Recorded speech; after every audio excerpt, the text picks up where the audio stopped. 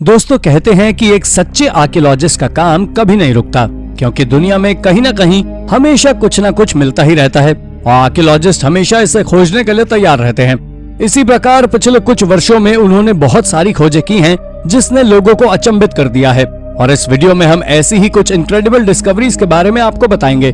तो चलिए जानते हैं पिछले समय में हुई कुछ ऐसी ही शानदार आर्कियोलॉजिकल डिस्कवरीज के बारे में। आइए शुरू करते हैं इस वीडियो को। Number 10, Viking artefacts in Norway. दोस्तों आर्कियोलॉजिस्ट को नॉर्वे की कब्र में एक महिला के साथ कुछ ऐसा मिला जो काफी चौंकाने वाला था।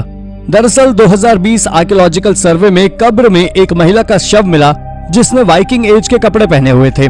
और इस डेलिकेट डिजाइन वाले ऊनी कपड़े के बारे में आर्कियोलॉजिस्ट का कहना है कि ये 1000 साल पुराना है। हालांकि इससे पहले भी डेनमार्क की कई कब्रों में वाइकिंग्स के कपड़े मिल चुके हैं, लेकिन नॉर्वे में ये पहली बार था। और फिर इस पर स्टडी करने के बाद उन्होंने पाया कि ये महिला एक समृद्ध आरामदायक जीवन जीती थी, इसलिए इसे कब्र में जाने से पहले पूरी तरह सजाया गया था। इसको लोब्रेड ब्रॉच और मोतियों की माला के साथ दफनाया गया था और उसके कपड़े भी राजशाही थे। नंबर 9, नोकेटो वास्को वॉटिव। आजकल होटल्स में स्विमिंग पूल होना बहुत आम बात है, लेकिन क्या आपने कभी सोचा है कि हजारों साल पहले भी लोग स्विमिंग पूल में नहाया करते थे।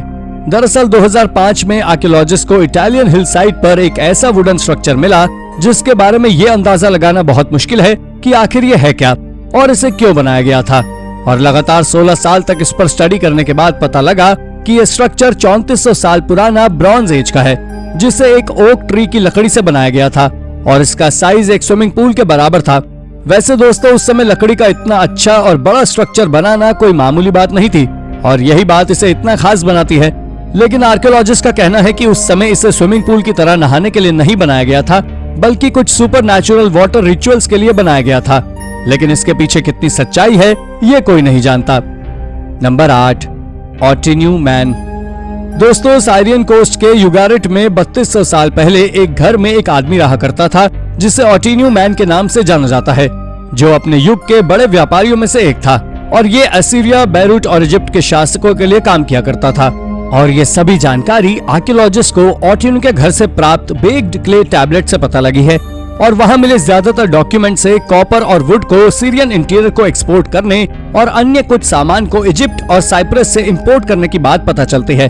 और इस सब से अंदाजा लगाना मुश्किल नहीं था कि ऑटिन्यू युगारिट के राजा के लिए काम किया करता था। वैसे ऑटिन्यू के घर से मिले डॉक्यूमेंट से सन 1185 में पड़े अकाल और सूखे के बारे में भी जानकारी मिलती है, जिससे निपटने के लिए युगारिट के राजा ने आसपास के क्षेत्रों से मदद मांगी थी। दोस्तों अगर ये बात सच है तो ये कहना गलत नहीं है कि 3200 साल पहले भी फॉरेन एड और इंटरनेशनल कोऑपरेशन की अवधारणा तब भी मौजूद थी। Number 7, stone age x.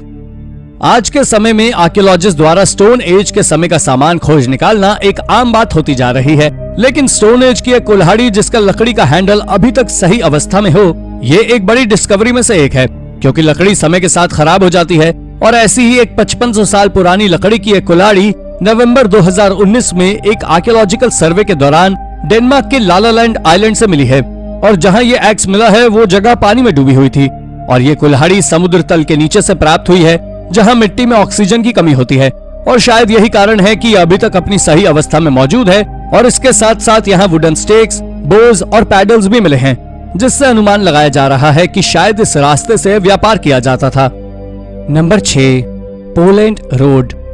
दोस्तों पोलैंड में जून 2021 में रोड बनाते समय वर्कर्स को कुछ ऐसा मिला जो काफी चौंकाने वाला था। दरअसल पोलैंड के एक टाउन यारोस्लाव में जब वर्कर्स रोड बना रहे थे तो उन्हें काम करते वक्त एक बहुत प्राचीन रोड मिली जो लगभग 18वीं सदी की थी, जिसे उस समय के लोगों ने हाथ से बनाया था। वैसे दोस्तों उस समय इस रोड को किसी ड्यूरेबल मटेरियल से नहीं बल्कि लकड़ी से बनाया गया था और इसके ऊपर घोड़ों द्वारा खींची गई गाड़ी के निशान हैं, जिन्हें देखकर आर्कियोलॉजिस्ट का कहना है कि ये रोड ज्यादा उपयोग नहीं की जाती थी और शायद इसका निर्माण भी पूरा नहीं किया गया था, क्योंकि वर्कर्स को यहाँ सिर्फ 100 फुट लंबी सड़क मिली थी।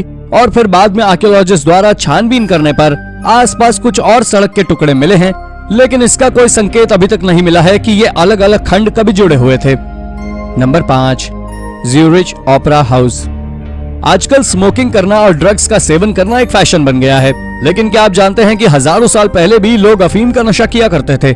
दरअसल स्विट्जरलैंड के बड़े शहरों में से एक ज्यूरिख सिटी प्राचीन समय में एक खेत के समान हुआ करती थी और इस बात के सबूत अंडरग्राउंड ओपेरा हाउस से मिले हैं।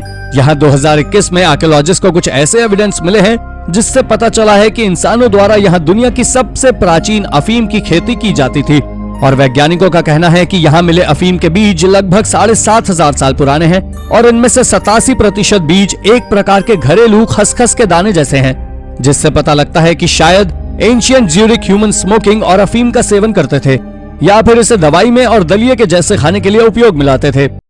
Number 4, the ancient pre Viking warriors of Scandinavia. दोस्तों, आर्कियोलॉजिस्ट को 7th सेंचुरीज की कब्रों में कुछ ऐसा मिला जिसने ये सोचने पर मजबूर कर दिया कि प्राचीन समय में भी लोग मरने के बाद नरक और स्वर्ग जाने जैसी यात्रा में विश्वास करते थे। दरअसल हाल ही में आर्कियोलॉजिस्ट ने स्वीडन के वाल्सगार्ड रीजन में कुछ कब्रों की स्टडी की, जिसमें उन्हें पता लगा कि ये कब्र 7th और 8th सेंचुरीज की हैं और इनमें दफन लोग स्कैंडिनेविया के वाइकिंग वॉरियर्स हुआ करते थे और मरने के बाद इनको यहाँ दफना दिया गया। और हैरानी की बात तो ये है कि इन योद्धाओं को आराम करने के लिए जिन बिस्तरों पर रखा गया था वो पंखों से बनाया गया था और ये कोई संयोग नहीं है कि ये पंख बतख के थे, क्योंकि अन्य पक्षियों के मुकाबले बतख के पंख सबसे अच्छे होते हैं और 7th सेंचुरी के लोगों के अनुसार बतख के पंख मरने के बाद होने वाली यात्रा में रुकावट ना बनकर उसको और तेज कर देते हैं। नंबर 3, एंशिएंट पोलो गेम। चीन में मौजूद कब्र में कुछ ऐसा मिला जिसे देखकर सभी हैरान हैं। दरअसल अक्टूबर 2020 में नॉर्थ वेस्ट चाइना की टर्फन यांगहाई कब्र में यूनिवर्सिटी ऑफ ज्यूरिक के रिसर्चर को 2900 साल पुरानी पोलो गेम की 3 लेदर की बॉल्स मिली हैं, जो एशिया और यूरोप की सबसे पुरानी लेदर की बॉल्स हैं। वैसे इन कब्रों में कुछ इंसानों को भी दफनाया गया और इनके साथ कॉम्पोजिट बो, कर्व्ड स्टिक और घुड़सवारी करते समय पहने जाने वाली ट्राउजर भी मिली है, जिससे यह साबित होता है कि एंशिएंट समय में चीन में पोलो गेम खेला जाता था। और कुछ आर्कियोलॉजिस्ट का कहना है कि उस समय ये गेम मनोरंजन के लिए नहीं बल्कि मिलिट्री ट्रेनिंग एक्सरसाइज के लिए बनाया गया था, लेकिन अभी तक ये बात साबित नहीं हुई है। Number 2, old silver ornaments. दोस्तों, आजकल महिलाओं के लिए बाजार में बहुत सुंदर सुंदर ज्वेलरी बड़ी आसानी से मिल जाती है, लेकिन क्या आपको पता है कि 2000 साल पहले भी महिलाएं सुंदर ज्वेलरी पहनने की शौकीन हुआ करती थी।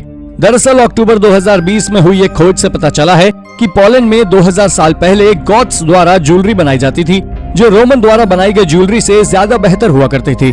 दोस्तों, Warsaw's institute of archaeology and ethnology को हाल ही में वैक्लीशिया के पॉलिश विलेज में 1st सेंचुरी की कुछ कब्रों में सिल्वर ऑर्नामेंट्स मिले हैं, जो बहुत ही अच्छी क्वालिटी के मेटल से बने हैं और उनमें से ज्यादातर ज्वेलरी नई डिजाइन की मॉडर्न सिल्वर ज्वेलरी को टक्कर दे रहे हैं। नंबर 1, क्रेमेशन पायर पिट।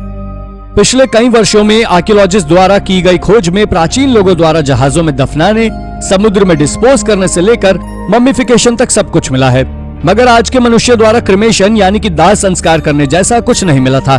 लेकिन अभी अगस्त 2020 में इजराइल में क्रेमेशन पायर पिट के अंदर 9000 साल पहले हुए एक दाह संस्कार के अवशेष मिले हैं, जो किसी युवा व्यक्ति के हैं। साथ ही इस पिट में 355 जले हुए हड्डी के टुकड़े मिले हैं, जिनको देखकर अंदाजा लगाया जा सकता है कि इस पिट में 700 डिग्री सेल्सियस तक तापमान रहा होगा और इस व्यक्ति को सेटिंग पोजीशन में यहाँ रखा गया और उसके चारों तरफ सजावट के लिए या फिर जले हुए मांस की गंध को कम करने के लिए फूलों के पौधे लगा दिए गए थे। तो दोस्तों, कैसी लगी आपको हमारी वीडियो? हमें कमेंट करके जरूर बताइएगा और हाँ, जाते जाते वीडियो को लाइक और चैनल को सब्सक्राइब भी जरूर कर दीजिएगा। Thank you for watching.